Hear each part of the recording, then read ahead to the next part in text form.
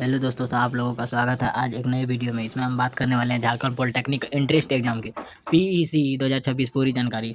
तो देखिए, इसमें आप लोग अगर पॉलिटेक्निक का एग्जाम देना चाहते हैं, अगर कम एज में आप लोग पैसा कमाना चाहते हैं, घर की ऐसी परिस्थिति है, तो आप लोग इस चीज़ का एग्ज़ाम दे सकते हैं और इससे आसानी से आप जॉब पा सकते हैं। आपके पास अगर नए नए स्किल हैं तो आप इस चीज़ का फॉर्म भर के और सरकारी कॉलेज में एडमिशन ले सकते हैं और फिर वहाँ से अपना तैयारी कर सकते हैं। तो चलिए बढ़ते हैं, आपका जो भी इसमें डाउट है सब क्लियर करते चलते हैं।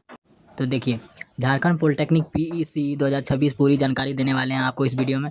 परीक्षा कौन कराता है तो देखिए, इसका परीक्षा कौन कराता है। जैसे स्टेट लेवल में होता है तो स्टेट का कोई भी कराता है, इस तरह का कराता है। तो हम आपको ये भी बताने वाले, पॉलिटेक्निक है, पॉलिटेक्निक एग्जाम का कौन कराता है।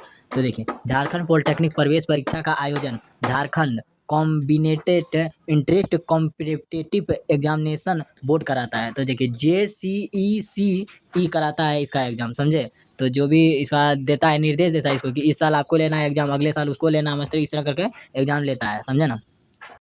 अब देखिए, परीक्षा कब होगी, आप लोग का ये भी डाउट होगा कि परीक्षा कब होगा। तो मैं आप लोगों को ये भी बताने जा रहा हूँ कि परीक्षा इसकी कब होगी और कब होता है।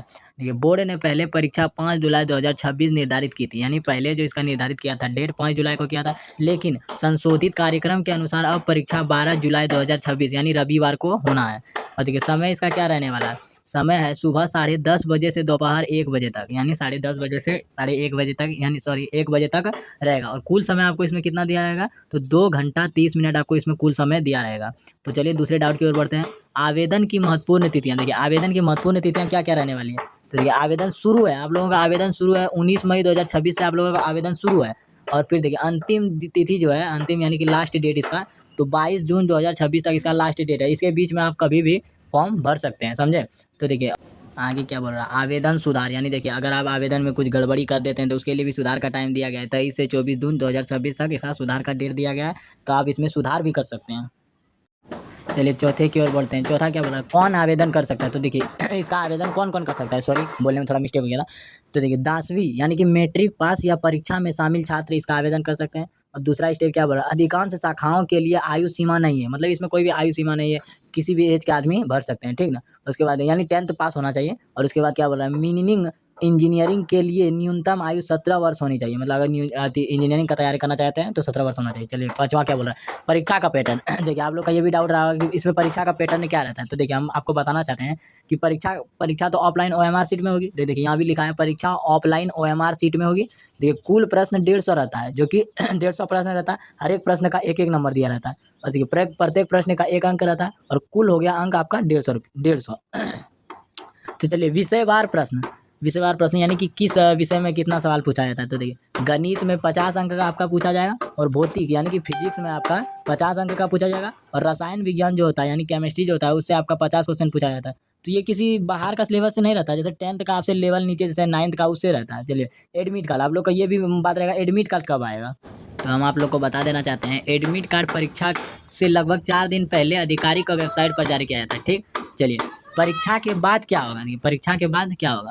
पहला बोल रहा है उत्तर कुंजी यानी आंसर की जो जारी होता है, आप उससे भी मिला सकते हैं। दूसरा रिजल्ट आता है। और तीसरा मेरिट लिस्ट में आपका चयन हो जाएगा। उसके बाद ऑनलाइन काउंसिलिंग होता है। फिर कॉलेज और ब्रांच का सीट आवंटन होता है, यानी सीट बुकिंग किया जाता है कि मेरा बच्चा पास हुआ है, हम इसको कराना चाहते हैं एडमिशन। फिर छठा नंबर डॉक्यूमेंट वेरिफिकेशन, यानी डॉक्यूमेंट जो होता है उसको वेरीफाई करेगा कि गलत है या सही है, जो भी देखेगा वेरीफाई करेगा।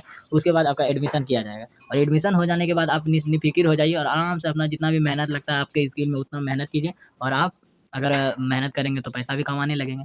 चलिए आठवां, किन कॉलेजों में एडमिशन मिलेगा। देखिए, आपका ये भी डाउट रहता है कौन सा कॉलेज में एडमिशन मिलेगा, कितना नंबर लाने पर मिलेगा। तो देखिए, हम आपको ये भी बताने वाले हैं। रैंक के आधार पर झारखंड के सरकारी और निजी पॉलिटेक्निक संस्थानों में विभिन्न डिप्लोमा इंजीनियरिंग शाखाओं जैसे civil, mechanical, electrical, computer science आदि में प्रवेश दिया जाता है। तो देखिए, इस सब में आप ले सकते हैं, जिसमें भी आपको इंटरेस्ट है उस सब में आप ले सकते हैं।